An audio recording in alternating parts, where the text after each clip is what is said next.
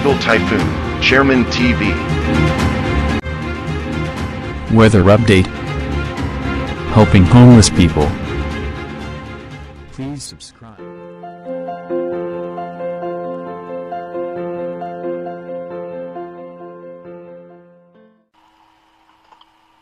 Magandang umaga po. Ito po ang latest update natin dito nga sa minomonitor natin na si dating bagyong Jenny.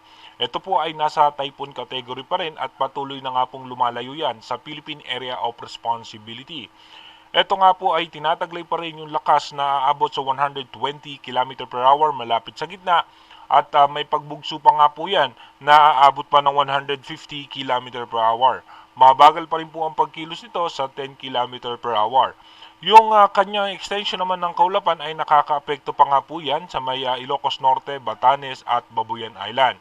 At dito naman sa may parte ng Metro Manila, Zambales, Bataan, Cavite, Batangas, Occidental Mindoro at natitirang bahagi ng Ilocos Region ay makakaranas naman po tayo ng isolated rain shower dahil naman po yan sa southwest monsoon. Sisikat na nga po ang araw at asahan natin sa hapon at sa gabi meron tayong mga biglaang pagbuhos ng pag-ulan. Bunsod naman yan ng ating localized thunderstorm.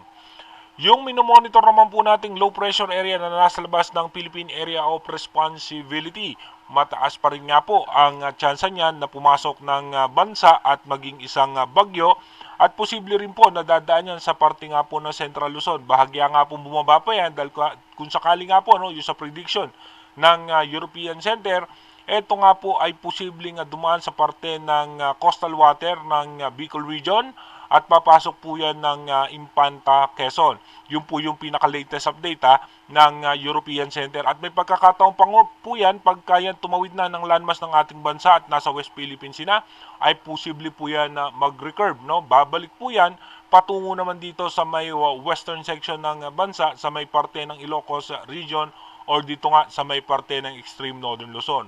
Bago po muna yan, meron pa po yung kasunod na low pressure area at mas mauuna pa nga po yung maging bagyo pero mababa naman na po ang tsansa niya sa ngayon na pumasok ng bansa at ito nga po ay posibleng mag-recurve na patungo nga po sa may parte ng karagatan ng Japan. Dumako na nga po tayo sa ating advanced weather forecast. Dito nga po sa advanced weather forecast mapapansin nga natin from October 6 to 15. Dito mapapansin na nga natin yung dahan-dahan nitong low pressure area na pagpasok sa Philippine Area of Responsibility. Possible nga po by October 9 ay papasok na to ng Philippine Area of Responsibility. October 8 ng gabi or October 9 ng umaga. At ito nga po as low pressure area mapapansin nga po natin, ito nga po ay nasa eastern section ng Bicol Region at habang itong low pressure area ay hahatakin yung habagat, yung isang kasunod po niyan ay isa na pong ganap na bagyo. Pero ito nga po ay mababa naman ang tsansa na pumasok sa ating Philippine Area of Responsibility. At pagdating naman po ng October 10, ito nga po ay nasa eastern section na nga po ng Birac, Catanduanes at magpapaulan na nga po yan sa parte ng Bicol Region at ilang bahagi ng Visayas sa paghatak nga po nito sa may habagat. At posible nga po by October 11, ito nga po ay nandito na sa coastal water ng Bicol Region, dito nga sa may parte ng Daet. At pagdating naman po ng alas 11 ng umaga ng October 11, ito nga po ay aangat ng bahagya yung pinakasentro niyan. Makikita nga po natin dito. At pagdating naman po ng alas 2 ng hapon, aangat po yan ng bahagya dito sa may parte ng Polillo Island. At pagdating nga ng alas 5 ng hapon ay posibleng magkaroon yan ng landfall scenario sa may parting Quezon. At pagdating naman po ng alas 8 ng gabi ng October 11, babagtasin pa nga po niya ng buong Central Luzon. At pagdating nga po ng October 12 ng umaga, lalabas na po yan ng landmass ng Central Luzon. At habang ito nga po ay yung isang bagyo na nasa labas ng ating bansa, ay posibleng umabot siya ng super typhoon category.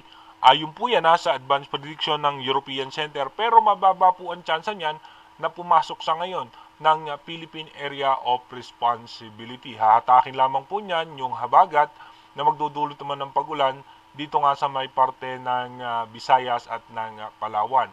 Katulong po niyan sa paghatak, ito nga pong isang bagyo, no, na posible nga po itong maging si bagyong Kabayan. Pagdating naman po ng October 13, ito nga po ilalabas ng Philippine Area of Responsibility at posibleng umabot nga rin po ito ng typhoon category, ha. At pagdating naman po ng October 14, mapapansin nga natin na muling babalik yung posibleng si bagyong Kabayan, dito nga sa may parte ng West Philippine Sea. Pagdating naman po ng October 15, dito mapapansin nyo nga po by October 15, ito po ay nasa labas pa rin ng PAR line, at pagdating naman po ng alas 8 ng umaga, mapapansin nyo nga po dahan-dahan na po yan bumabalik sa ating PAR line, at pagdating po ng alas 2 ng hapon ng October 15, as typhoon category, papasok muli yan ng Philippine Area of Responsibility. At pagdating naman po ng alas 8 ng gabi ng October 15, mapapansin nga po natin, didikit na po yan sa bahagya, sa landmass ng Pangasinan.